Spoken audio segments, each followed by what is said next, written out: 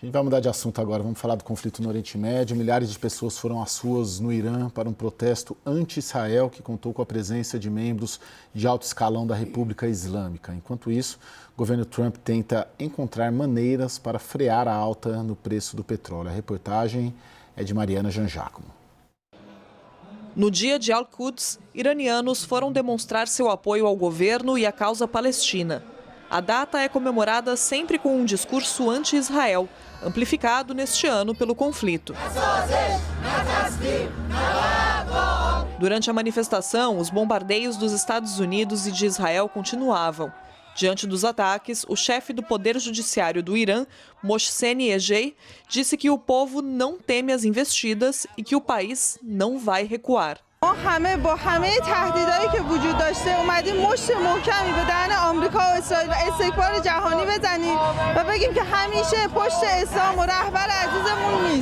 A ausência notável foi do novo líder supremo do Irã, Ayatollah Mojtaba Khamenei. Informações de inteligência americana e israelense dizem que Khamenei estaria ferido, com uma fratura no pé e com a face deformada. O secretário de Defesa americano, Pete Hegseth, adicionou que o iraniano estaria foragido. He put out a statement yesterday, a weak one, actually, but there was no voice and there was no video. It was a written statement. Iran has plenty of cameras and plenty of voice recorders. Why a written statement? I think you know why. O Departamento de Estado americano passou a oferecer 10 milhões de dólares por informações que levem à captura de líderes iranianos, entre eles Khamenei. A administração Trump também acompanha a situação do Estreito de Hormuz.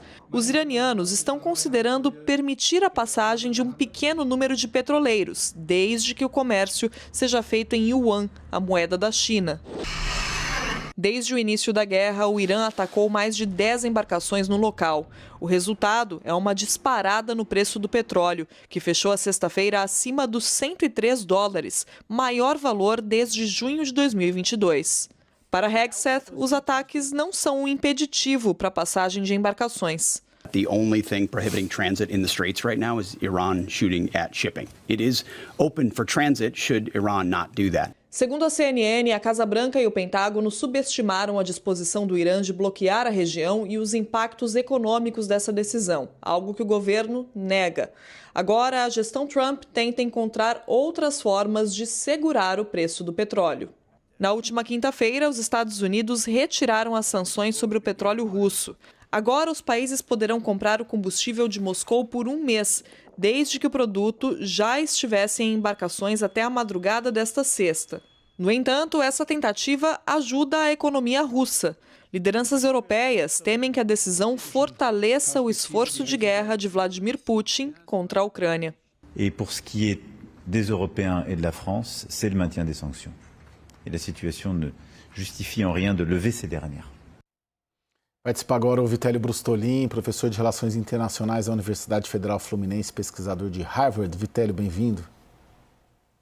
Obrigado, Caio. Boa noite a você, ao Lorival e a todos. Vitélio, o Irã está dando uma lição ao mundo, algo pedagógico, para daqui para frente o mundo não se atreva a mexer com ele? Olha, Caio, antes de mais nada, né, a guerra é contra o regime que comanda o governo do Irã. Eu tenho vários colegas cientistas no mundo todo que são contra esse regime. Conheço muitas pessoas do Irã que vivem fora do Irã e se opõem ao regime. Mas o regime, de fato, usa a guerra assimétrica para demonstrar que qualquer ataque que ameace a sua estabilidade representa uma ameaça à economia global. Já era precificado isso. Em 1988, por exemplo, o Irã colocou minas navais ali no Estreito de Hormuz. Quem fez a desminagem foi a Marinha Britânica. Durante a guerra do Irã e Iraque, de 80 a 88, teve vários ataques a petroleiros na região. A ilha de Harg foi alvo naquela guerra. Então, esses cenários, certamente, o Pentágono tinha na mesa. Talvez o Trump esperasse que a população fosse às ruas e derrubasse o regime, o que na história da guerra é demonstrado que nunca acontece sem tropas no terreno. Então, nesse momento, nós estamos vendo um plano de guerra que torna essa guerra muito custosa para Estados Unidos, sobretudo, mas para Israel também e o resto do mundo, por conseguinte. E essa guerra utiliza meios baratos, né? Minas navais são armas muito baratas, o Irã tem de 2.000 a 6.000 delas, drones, esse tipo de equipamento, comparado com um esforço de guerra imenso dos Estados Unidos e de Israel, que não aparenta dar os retornos políticos que Trump gostaria, embora os retornos militares sejam evidentes, Caio. Lorival, com esse cenário todo, essa situação atual da guerra, dá para dizer que alguém está ganhando essa guerra? Israel e Rússia. Por quê?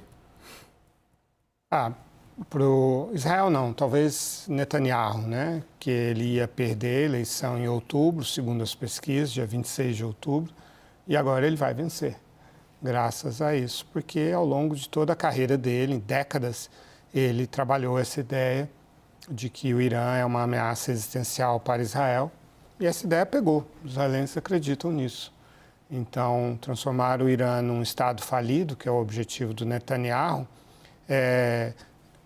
encerra com chave de ouro essa fase em que ele foi muito ameaçado de ir para a oposição, né, e de ser processado pela Suprema Corte por corrupção. Então, é uma volta por cima extraordinária, é um grande presente que o Trump deu para ele aceitar e apoiar essa guerra, né? E a Rússia, porque está ganhando 150 milhões de dólares a mais por dia com a venda do petróleo, que representa 60% de sua receita, receita pública, orçamentária, e porque agora o Trump se aproxima ainda mais, né, das intenções estratégicas do Putin, porque se o Trump iniciou uma guerra nova, para manter a imagem de pacificador, ele tem mais ansiedade ainda de conseguir um acordo entre Rússia e Ucrânia, e sempre a intenção do Trump foi arrancar as concessões da Ucrânia, que é o lado mais fraco. Sim. Agora, Vitério, e considerando os dois protagonistas do conflito, Irã e Estados Unidos, até agora, dá para dizer que tem alguém se sobressaindo sobre o outro? Essa pergunta é muito interessante porque em estudos estratégicos uma discussão relevante é o que é a vitória na guerra. E a vitória, desde Clausewitz, a gente entende que sempre obedece a um objetivo político. Agora veja só, os Estados Unidos em várias guerras se sobressaíram militarmente, tiveram derrotas e perderam no objetivo político. Então, no Vietnã, por exemplo, os Estados Unidos venceram praticamente todas as batalhas e perderam a guerra porque o Vietnã do Sul e do Norte acabaram se unindo, né? Não foi perfeita a vontade dos Estados Unidos. No Afeganistão, os Estados Unidos ficaram 20 anos, derrotaram as tropas do Talibã nos primeiros dias e acabaram saindo, o Talibã voltou ao poder. No Iraque, depois da queda do Saddam Hussein, o Iraque, que era um país sunita inimigo do Irã, se tornou um proxy do Irã, inclusive porque a maioria da população é xiita. Então veja, Caio, que há resultados militares, não há dúvida. O Irã já tinha uma força aérea enfraquecida pelas sanções, essa força aérea nem tentou fazer frente à força aérea de Israel e Estados Unidos, a marinha foi muito alvejada do Irã, o Trump fala em mais de 50 embarcações, os lançadores de mísseis foram alvejados em grande parte, o Irã hoje lança 90% menos mísseis do que no início da guerra, bunkers com drones também foram alvejados, mas o resultado político não veio. O Irã controla o Estreito de Hormuz, então como nós podemos falar em uma vitória dos Estados Unidos quando o Irã impõe objetivos para o fim da guerra, diz que precisam ser pagas contramedidas, né, reparações pela guerra, que o Irã nunca mais deve ser ameaçado por Israel e Estados Unidos. Então, são condições não de quem está perdendo a guerra, mas são condições para que o regime se mantenha no poder, Caio. Queria muito te ouvir sobre isso, Lorival. O Irã... Dá para dizer, tem alguém se sobressaindo sobre o outro? Não, militarmente sim, é óbvio, Sim. né? O Irã Sim. não tem a menor condição de enfrentar os Estados Unidos. mas politicamente, realmente, o Irã eleva muito o custo dessa guerra e quando o Trump não consegue provar para a maioria dos americanos, segundo as pesquisas, que era uma guerra de necessidade. E, de fato, o Trump, o principal impulso dele é colocar uma marca profunda do nome dele na história. E isso, ao longo da vida, ele perseguiu esse tipo de objetivo, sacrificando êxitos reais, materiais, em nome desse objetivo psicológico. Quando empresário, né, ele criou para ter empreendimentos icônicos, por exemplo, em Atlantic City, um cassino, ele quebrou para ter o nome dele lá. A organização Trump quebrou 6 vezes, porque ele desprezava, nessas 6 vezes ele desprezou, né, o modelo de negócio, o mercado, e ele viu uma possibilidade de engrandecer muito o nome dele, de projetar muito o nome dele em empreendimentos icônicos. E como presidente também, ele falhou dessa forma na pandemia e agora, de novo, a Susie Wiles, que é a chefe de gabinete, né, e o Scott Bessent, que é secretário do Tesouro, estão tentando convencer o Trump a parar essa guerra por razões respectivamente, políticas, eleitorais e econômicas. Mas o Trump ainda está movido por isso. E esse desejo é tão forte que prejudica a visão dele. Então, na quarta-feira, na reunião do G7, reunião virtual, ele disse que os iranianos queriam se render, mas não tinha quem se render porque morreu todo mundo. No dia seguinte, a Assembleia dos Experts, dos peritos, que é composta por 88 clérigos eleitos diretamente, nomeou o Mojtaba Khamenei de acordo com o que diz a Constituição. Totalmente contrário ao que o Trump tinha dito na véspera. Sim. Então ele perde credibilidade até perante líderes mundiais. Vitelli, pode estar chegando um ponto, e claro a gente está sendo especulativo aqui, do Trump precisar parar a guerra sob risco, sem atingir os objetivos, sob o risco dele perder a eleição do final do ano? Pois é.